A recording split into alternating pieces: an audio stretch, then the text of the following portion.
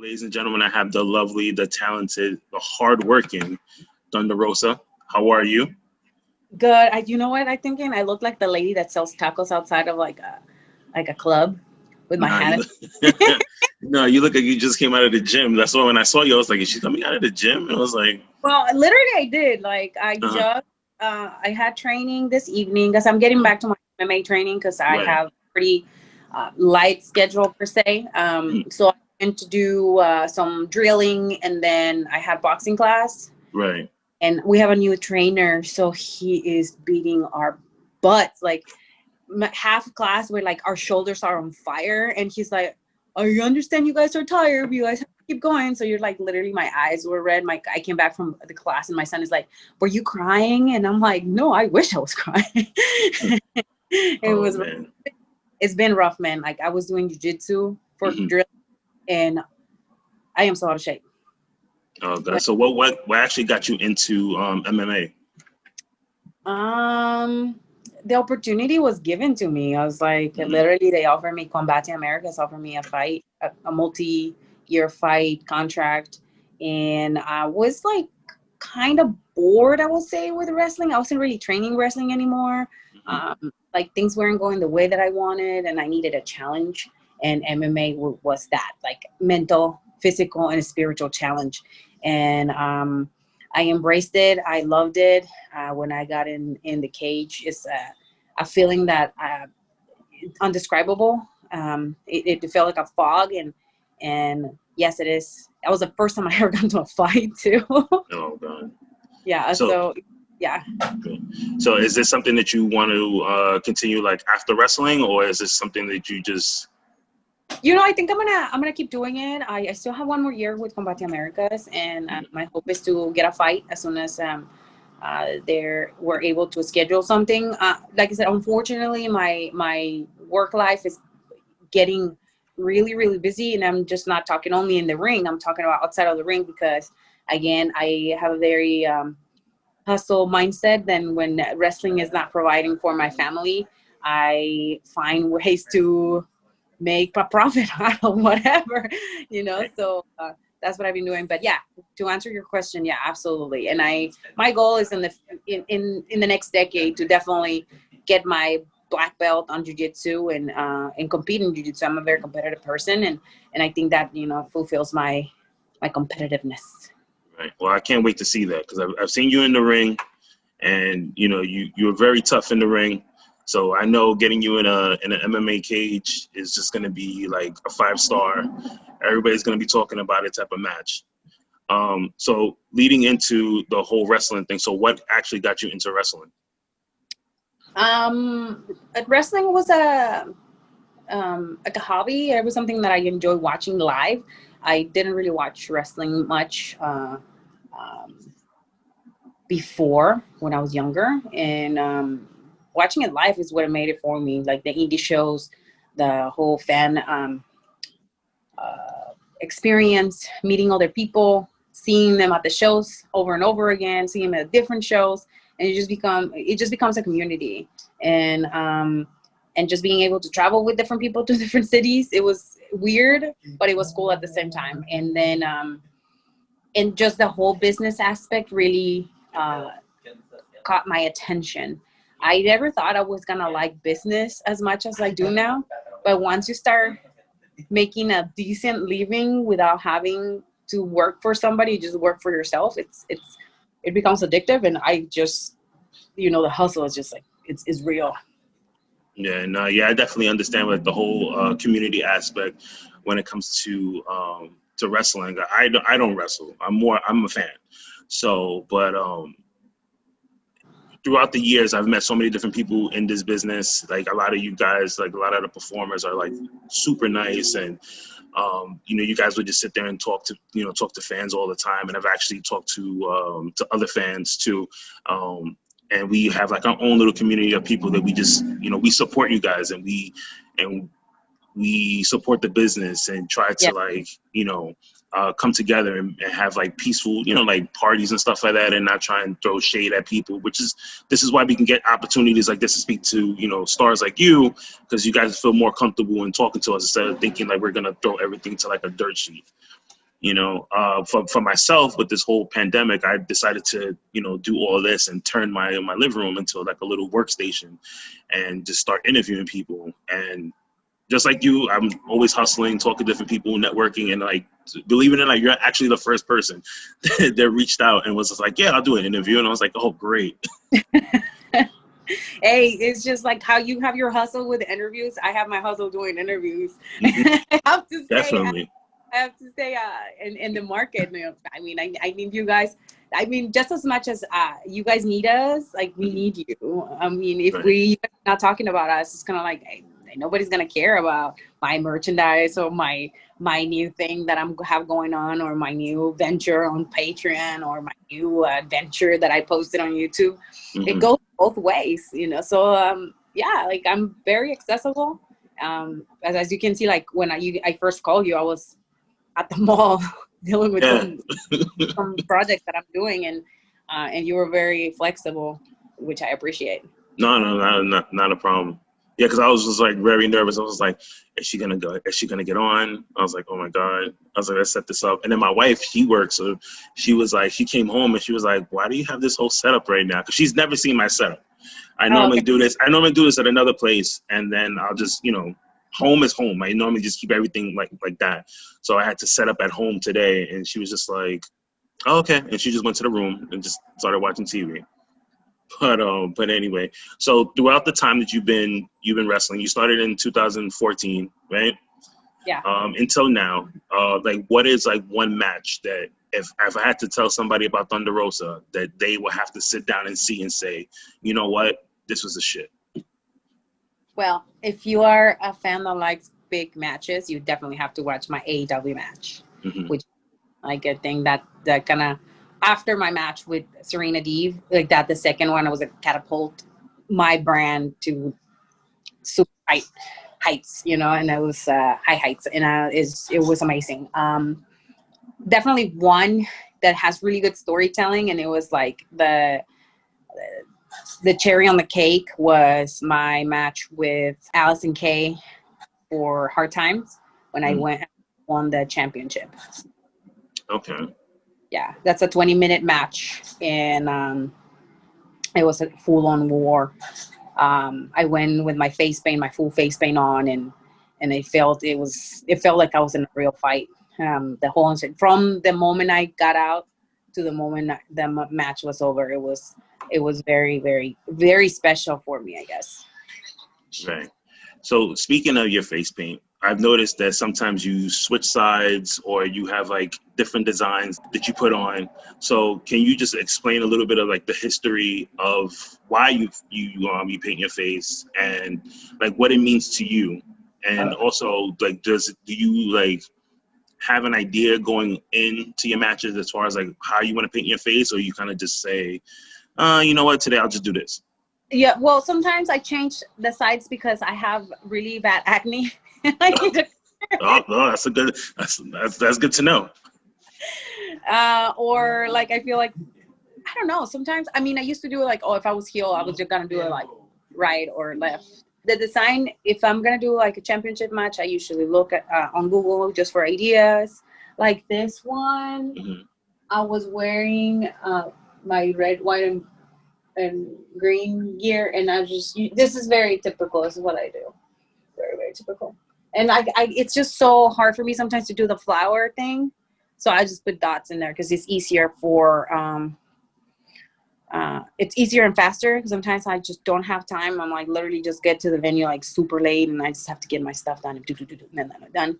But again, when it's my championship matches or it's a big match and I have time to research and do it, it takes me about an hour, and it's all like the war paint.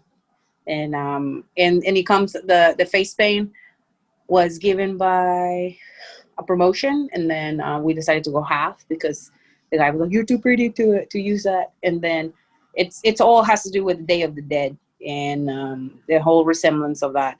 It's part of my character, and it's actually part of like what Thunder Rosa is. Nice. Okay. So you're still the NWA Women's Champion. Yes, right? I am. And then you're sitting here hustling like crazy. We seen you at AEW. You have to, because um, ain't nobody going to advocate and work for you but you. That is So true. just because we're not doing anything in the NWA doesn't mean that Thunder Rosa is not going to be doing anything for Right. herself, for the brand. So yeah. So what is the difference when you went from NWA to AEW? It's just We're talking in terms of money, in terms of fans, in terms of everything publicity. everything all in general, like your whole experience.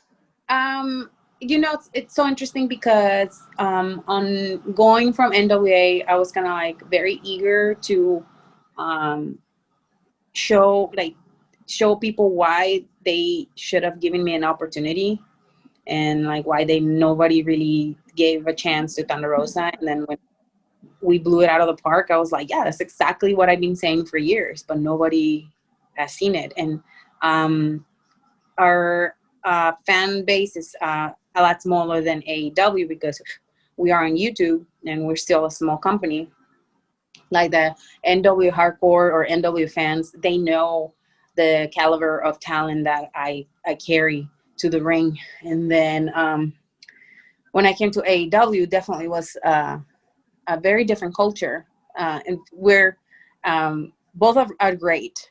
Like I don't have any complaints, and I had so much fun on both because I learned so many different things, and I work with so many different people and so many different legends of the ring. And a lot of the people that are in AEW, I already know because I work with them for many years in other companies. So it was really nice to see them and see them succeed and see them in a bigger platform, and just like hanging out with them and just having casual conversations about, their journey, and like how our journeys always keep coming back into like that one thing, like I was talking to Pentagon in Phoenix, and just talking about like their struggle before they got into AEW, and how similar we kind of like the similar struggles that we all had being, Mexican wrestlers and stuff, and how proud we are of like the difference that we're making in other people's lives and journeys.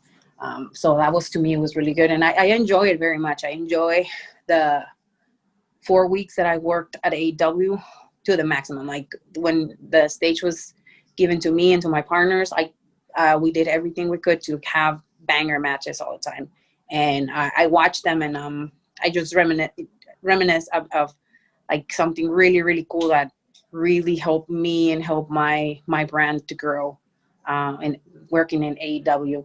And you take the positives and the negatives, and you use them as a life experience. And both positive and negatives, that I use them to grow, and I use them to whatever is going to be next in my journey. And like again, like right now we're just chilling for a minute, but I'm telling you, like I wrote a lot of stuff. I really thought about a lot of things that I never thought before, and like one of the main ones was like that finally the world was able to see that Thunder Rosa got it, and that she can be a star if the platform is given to her.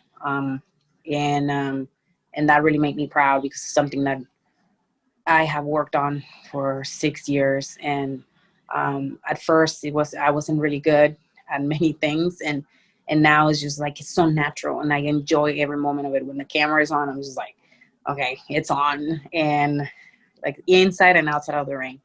So that, and the fact that I have become more assertive and more willing to advocate for other women that are in the same spot that I was, and give them an opportunity and give them hope that even when you have these big opportunities and things, don't kind of like fail again, and you're like kind of doing your same thing, that you should be proud of what you did, and that opportunities will keep coming no matter what. Yeah, definitely. So, and I'm glad you brought that up as far as like, supporting other women. I recently seen you have an event coming up on November 6th called Tournament Out of Hell. And I see it's all women, which is great. I really love the fact that there's more female wrestlers out there, and you guys are, putting yourselves out there. For so many years, we've seen, so many, different male top this business, and to see, females like you, Bailey, Charlotte, and, the list goes on and on and on as far as like, such amazing talent, especially in the indies. To see this show come together in a time right now is something that I think a lot of wrestling fans are looking forward to. I know I am one. Once I seen it, I was like, I'm definitely going to tune in. So can you just shed some light as to more, for like anybody else who doesn't know about the tournament, that they can tune in, and where they can tune in at? Well, let's start with where they can tune in. They can tune in at titlematch.com. TitleMatchNetwork.com. You can subscribe to the page, and they have tons of other matches. And they've been our sponsor, our partner for a minute. They're great people. Telly's a wonderful guy. He does a lot of production stuff, and he's teaching us a lot of stuff about production and everything, because we are gonna again teach our other ladies, so we can all have this run by all of us.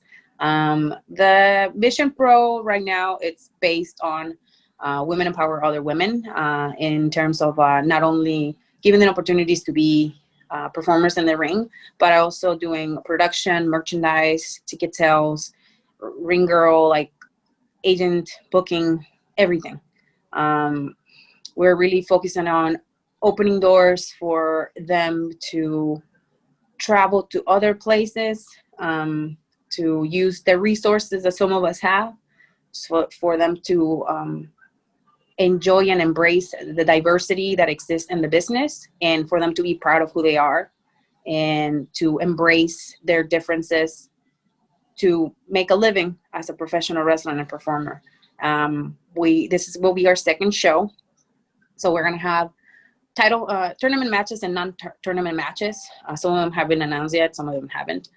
But on this one, and all the promotions that my husband and I, we have owned previously, we always like to highlight people that other people don't give them an opportunity in the indies. And we have seen so much talent, but they're kind of like there, but they need like a little push. And how we have our business design for Mission Pro is that a lot of our sponsors, actually, we're super blessed. We have 14 sponsors right now for our show. Half of them are podcasters, which is really great, because they have access to some of our talent, and our talent are able to do what I'm doing right now with you, which is practice their skills, their interview skills, and their promotional skills, because at the end of the day, we're promoting our brands, right? So it's all about learning, and it's all about promoting their own brand. And I think that's so important, that we as females, the ones that have had some success in the business and outside of the business, like teach other girls and other women to do the same, so they can become completely independent, and they don't have to depend on not necessarily having a regular job to live their dreams or to achieve their goals and dreams. And again, going back to on why I'm so like advocating this, is because I've been so blessed this last 5 years to be able to travel the world and be a professional wrestler and entertainer only. And this is my only job. For people, it can be very scary, because a lot of people don't have something to rely on, but that's why I'm always thinking about the next thing, or the next thing that I can create in order to create opportunities for myself and for my family. So Mission Pro is one of them, and we're really excited. After this tournament, we're going to define who will go to the finals, which are going to be in December, on December 11th. And that one, they will have whoever's the winner for the semifinals will go to the finals in December. Okay, well, that's great. So, hopefully I can speak to a couple of the other ladies that are there, so they can practice their skills, just like I'm practicing mine here. So if they want to come on, I would gladly have them on, and they can, tell us about themselves. Basically, like I said, here it's just a casual conversation. I never want to know, like, hey, what do you think of Vince McMahon? That's not me. At the end of the day, it's all about the person that I'm speaking to, about you, basically, and like what you want to bring to the table. So we're almost done. This is the last question, and I always ask everyone that I speak to, wrestling or not, all wrestling fans, is do you have a hobby? Do you collect anything? As you can see here in my background, I collect a whole bunch of stuff. Besides, WWE, I collect everything wrestling. And believe it or not, I don't have it here. It's in my my closet because I'm moving soon. But I actually do have an autograph from you, because I actually met you at WrestleCon last year when WrestleMania was in New York City. I met you at the convention. Was that with Holodag? I believe so. You had you had half your face painted, and I remember seeing you because I was like, oh my God, it's Thunder Rosa. And then you didn't have anybody. You was talking to, oh my God, I forgot who you was talking to, somebody else. And then I kind of just like tapped you, and I was like, hey, can I get an autograph really quick? And you was like, yeah, sure. And you was just packing up, and you kind of just did something really quick on one of your 8x10s. And I was like, all right, cool. And then I was like, all right, bye. And you was like, bye. And then that was it. Well, that's good. See, I'm yes. not. I could be like, nah, I'm good. So I collect the Godzilla stuff. I have a lot of Godzilla stuff. Okay. Baby Godzillas and Big Godzillas and Mothra and all kinds of stuff. I have in my living room. I have in my room. What else do I collect? I collect shoes, and I collect plants. I'm starting to like hoard plants. I love plants. My mom is like that. You guys will be like best of friends. She would tell you what to buy in a heartbeat. Yeah, I need to get some new plants. One of my favorite plants died. I don't know what I did to it. But like succulents, I can't keep them alive. My succulents, I always like drown them. I had like really beautiful succulents, and they didn't last me very long, so I was very sad. Yeah, that's trial and error. I tried collecting plants myself. Well, not collect, but I just had like 2 plants when we moved, and then one was like okay for like a little while, and then the other one just died out on us, and I was like, I'm not doing this no more.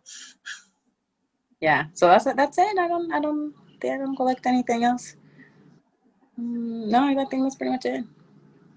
Okay, well, you could just plug in your socials in right now of where people can actually find you and talk to you. They can find me on thunderrosa.net. That's all my merchandise there, and all my socials are connected there. Thunderrosa22 on all my handles are that. For Mission Pro Wrestling, you can go on missionprowrestling.net, and you can find all the socials there too. Our shows are going to be November 6th and December 11th, and all of them you guys can stream them on Title Match Network. All right. Well, thank you so much for taking the time out to speak to me. Thank you for being the first person on this blog that I'm starting here. That's cool. Yes. That's the first. Yes. I popped the interview cherry, which is great. Yes, definitely. Well, thank you so much. Well, you're very welcome. Have a good night.